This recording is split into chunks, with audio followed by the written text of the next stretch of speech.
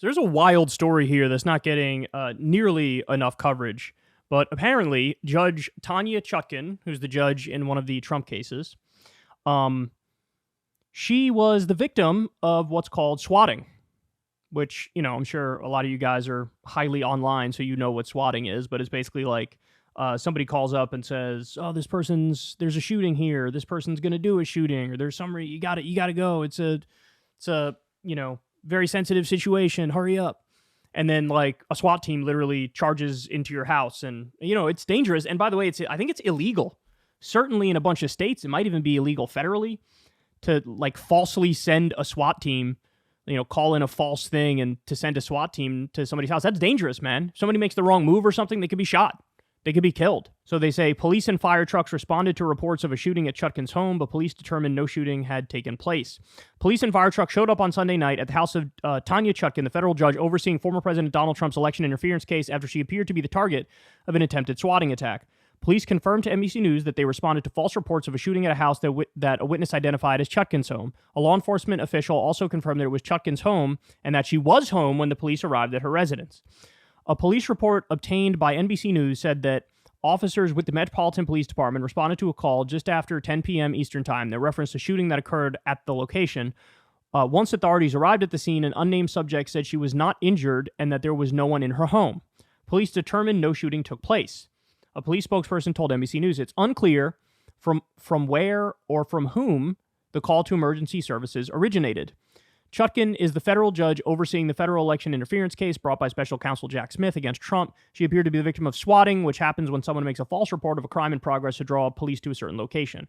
A spokesperson for the U.S. District Court did not respond to a request for comment Monday. This comes after a recent uptick in threats against judges nationwide, including those serving on Colorado Supreme Court. Remember, there was that shooting that happened in the building. Somebody went in like the middle of the night after they ruled that Trump is ineligible to appear on the state's primary ballot this year, a decision the Supreme Court has decided to take up.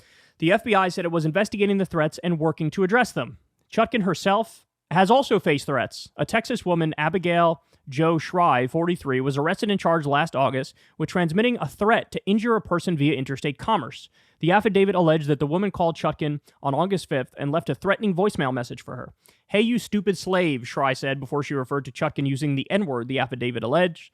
"You are in our sights. We want to kill you. If Trump doesn't get elected in 2024, we are coming to kill you. So tread lightly, bitch.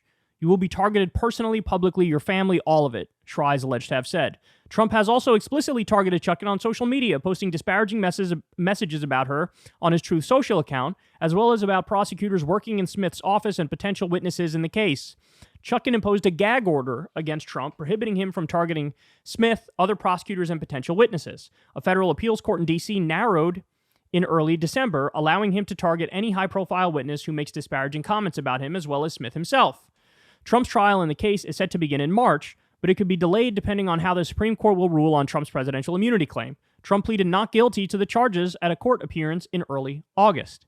In recent years, judges have faced a myriad of threats. In 2022, Biden signed into law the annual defense authorization bill, which contained the Daniel Anderl Judicial Security and Privacy Act. Anyway, so this goes on. The bottom line is, she's being targeted by the Trump cult members because she's been critical of Trump. She's involved in the Trump case. She did the gag order. And they view that as a slight against their emperor, overlord, God king. And so they're firing back. Now, by the way, this is not the only thing that happened. We also have this. Special counsel Jack Smith was targeted by attempted swatting on Christmas Day. Police were dispatched towards Smith's residence, but were called off when they learned it was a false alarm and that everyone inside the home was safe. So between the uptick in threats, between now they're getting swatted, what you need to understand is we're at a tipping point. And all it takes is one psychotic freak who's totally brainwashed on Trump's propaganda to pull the trigger at the right time and kill one of these people.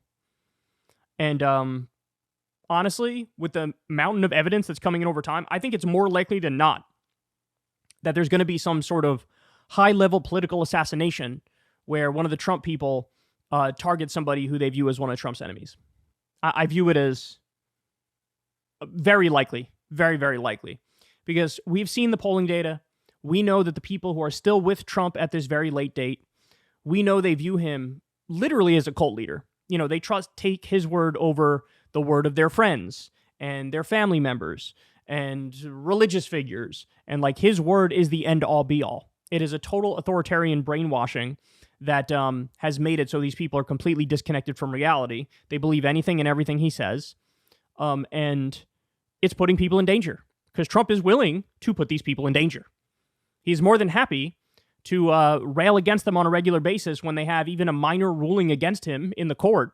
He puts them on blast. He's gone after people who work at the various courts. He's smeared people. He's defamed people. He's put a target on people's back, and then they've had to deal with a massive avalanche of threats. And so now we're at the point where swatting is being done against Jack Smith and Tanya Chutkan. Look, let me just say this. If this was anybody else in Trump's shoes, they already would have had their pretrial they already would have had their pretrial release revoked for violating the terms of the agreement.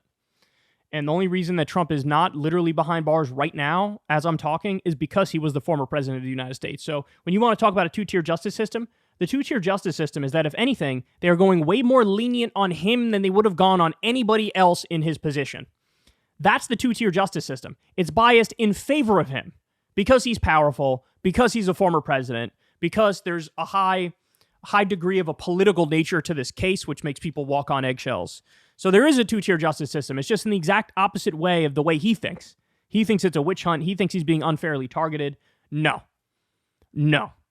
He would already be behind bars. He wouldn't be out anymore because of the threats that are coming in after these people, because of the fact that his cultists have a target on their back. And I hope they have very, very good security because they're going to need it.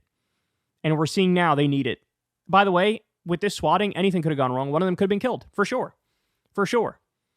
But this isn't being discussed. It's almost like everybody just accepts and expects this sort of unhinged vitriol from Trump and his supporters. And so when it happens, it's like, well, what do you expect? Well, we shouldn't have a lower bar for him or his people. This is dangerous. They're violent. And here we are. So, something's going to happen, and it's going to be ugly. And don't say I didn't warn you beforehand. Hey, y'all, do me a favor and like and subscribe. It helps out big time in the algorithm. Click the bell as well for notifications when videos drop. And watch that video on screen right now. You know you want to.